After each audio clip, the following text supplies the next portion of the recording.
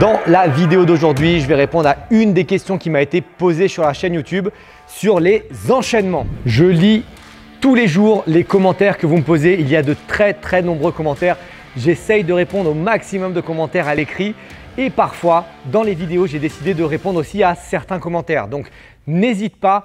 Si tu as des questions sur le Krav Maga, sur la self-défense en général, sur la confiance en soi, sur le mental ou sur n'importe quelle question que j'aborde sur la chaîne, à me poser tes questions dans les commentaires. Je les lis vraiment attentivement et je te remercie de t'impliquer et de pousser la chaîne pour qu'elle puisse se faire connaître au maximum. Avant de répondre à la question du jour, eh bien, je t'invite à rejoindre mes emails privés pour pouvoir recevoir toutes les semaines des informations sur le Krav Maga, le mental, les tactiques, les techniques, le physique pour pouvoir devenir la meilleure version de toi-même. Pour pouvoir rejoindre cette liste privée, eh bien, tu trouveras le lien sous la vidéo. Alors aujourd'hui, j'aimerais répondre à une question qui m'a été posée sur la chaîne YouTube. Je te lis la question. Hello Emmanuel, les jab, cross, crochet ne sont-ils pas un prétexte pour secouer l'opposant et bien envoyer la jambe ensuite? J'imagine qu'à courte distance, c'est tout aussi dévastateur avec un coup de genou dans les côtes ou en béquille sur le fascia lata. C'est une question qui m'a été posée suite à une vidéo d'enchaînement que j'avais fait. D'ailleurs, je t'invite à regarder la vidéo d'enchaînement. Tu peux cliquer, elle vient d'apparaître normalement sur ton écran. Cette vidéo d'enchaînement avait suscité pas mal de questions et pas mal de retours. Donc, je profite de cette vidéo pour pouvoir répondre à une de ces questions.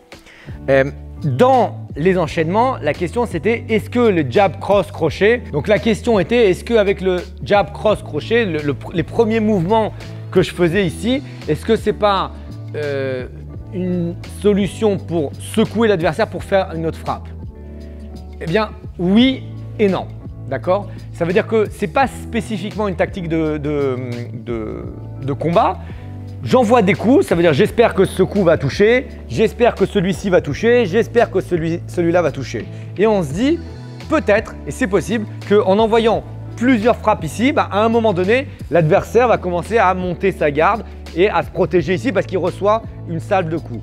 Et donc venir frapper en bas avec un coup circulaire pour changer la hauteur de frappe.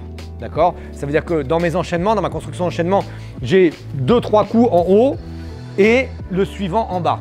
D'accord? Et dans ta question, tu me demandes est-ce qu'on ne peut pas faire aussi, si on est plus proche, gauche, droite, gauche, et mettre un coup de genou circulaire au niveau de la cuisse, donc une béquille, ou éventuellement gauche, droite, gauche, et mettre un coup de genou dans les parties génitales, ou tout ce qu'on veut faire, ou mettre le coup de genou dans les côtes. Concrètement, nous en Krav Maga, on peut tout faire puisqu'on n'a aucune limite sauf la légitime défense et l'article 122.5 du code pénal. Donc oui, tu peux. Ce qui m'intéresse dans cette question, et là où je veux être sûr que tu as compris, c'est que quand tu construis un entraînement, essaye de travailler sur plusieurs niveaux. D'accord? De ne pas faire que enchaînement dans la tête ou pas que enchaînement dans les parties génitales. Pourquoi? Parce qu'on peut supposer une réaction de l'agresseur, d'accord? Une réaction de défense ou peu importe. Éventuellement aussi varier les angles, d'accord? Ça veut dire que comme tu l'as très bien dit, on peut mettre coup de pied circulaire ici, mais je peux faire aussi 1, 2, 3 et mettre le coup de pied direct dans les parties génitales. Ça veut dire qu'il y a un angle où je viens frapper ici, un angle où je viens frapper ici. Ça peut être aussi avec le coup de genou où on peut mettre le coup de genou dans les côtes ici, circulaire, ou on peut mettre le coup de genou dans les parties génitales ici. Il n'y a aucun souci pour ça. Et on peut aussi faire dans l'autre sens. Ça veut dire que si jamais tu avances un petit peu, je peux très bien mettre un premier coup, donc c'est l'ouverture de l'enchaînement. Je frappe dans sa cuisse ou alors je frappe dans sa cuisse ici, qui va peut-être créer une instabilité parce qu'il va ouvrir la jambe, une instabilité et une souffrance qui fait qu'il va baisser un petit peu la garde. Et quand j'ai tapé, commencer à enchaîner au visage. D'accord? Donc le fait de frapper et d'enchaîner au visage. Si on montre dans cette position ici, on peut très bien commencer ici et après enchaîner ou commencer ici et décider peut-être de revenir pour frapper ou de frapper en ligne basse et après d'enchaîner au visage. Ça veut dire que toi, tu as tes lignes, ligne basse, ligne moyenne, ligne haute, et tu vas jouer avec tout ça. Et effectivement, tu prends en compte la distance, tu prends en compte les directions de frappe, tu prends en compte les hauteurs de frappe. Et ça va te permettre de créer vraiment des enchaînements efficaces et des enchaînements qui vont fonctionner. Après, il ne faut pas oublier que ça, ce sont des enchaînements, ça veut dire que ça reste dans des exercices pédagogiques qui vont amener du confort à l'élève, qui vont amener de la confiance en soi à l'élève, mais qu'on ne sait pas ce qui va se passer dans la réalité lorsque je vais déclencher la première frappe. D'accord? Là, si Tony, il ne bouge pas, il n'y a aucun problème, il ne bouge pas, je fais 1, 2, 3, 4, il n'y a pas de souci. Maintenant, peut-être que dans la réalité, je vais frapper très très fort ici. Attends, sans bouger. Peut-être que dans la réalité, je vais frapper très très fort ici et que sa jambe va partir et lui, il va descendre un genou au sol. Okay? Si je frappe ici, boum, bah, je ne peux plus faire ça puisque cette tête n'est plus là. Donc peut-être que là, ça va être un coup de genou, peut-être que je vais attraper, je vais frapper avec un marteau.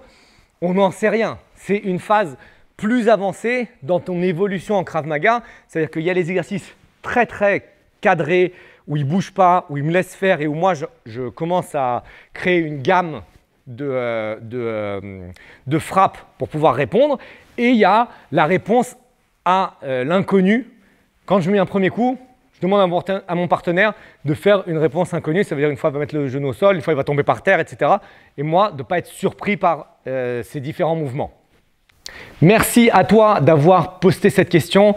C'est très agréable pour moi de recevoir vos questions, de recevoir vos commentaires parce que ça me montre qu'en face, eh bien, vous êtes encore plus intéressé par le sujet. Donc vraiment, n'hésitez pas. Je sais que parfois, on hésite un petit peu à poster des commentaires. On se dit, est-ce que ça va être bien pris? Est-ce que c'est un commentaire qui va apporter quelque chose? N'hésitez pas. Je lis tous les commentaires et même si je n'ai pas le temps, parce que j'en reçois vraiment beaucoup, de répondre à tous les commentaires, j'essaye au maximum de les lire et d'y répondre, que ce soit en vidéo ou à l'écrit.